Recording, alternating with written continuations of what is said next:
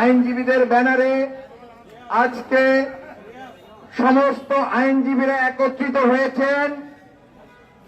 শেখ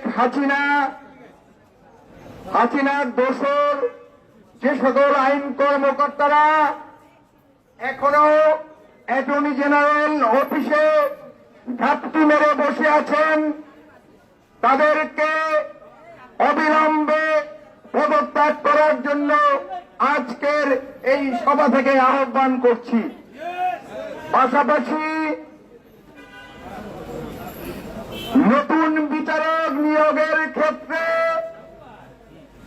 যে ধরনের অস্বচ্ছ ব্যবস্থায় তাদের নিয়োগের পায়তারা করছে, এই নিয়োগ সচেতন এবং বৈষম্য বিরোধী আইনজীবীরা কোনো ক্রমেই মেনে নিবে না।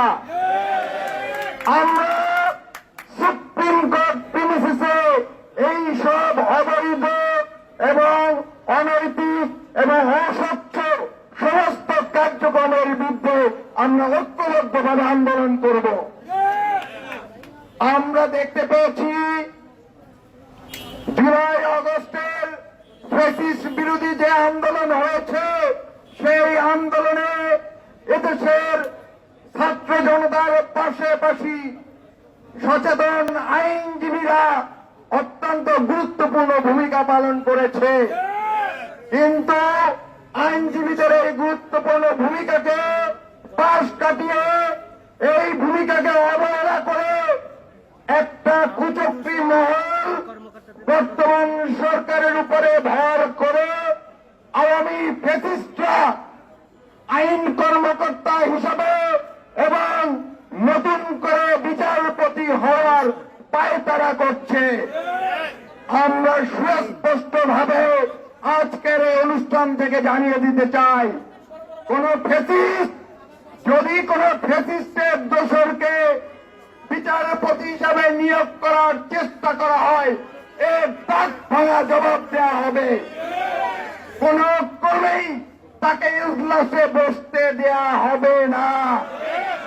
আমরা সবাই ঐক্যবদ্ধ থাকব।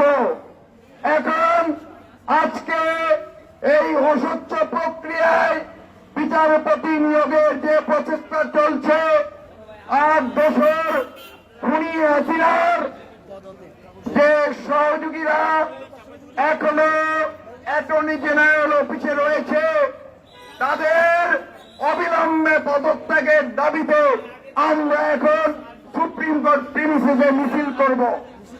আমরা এখন সবাই বিক্ষোভ মিছিল করব। আপনারা সবাই বিক্ষোভ মিছিলে সামিল হবেন। ধন্যবাদ।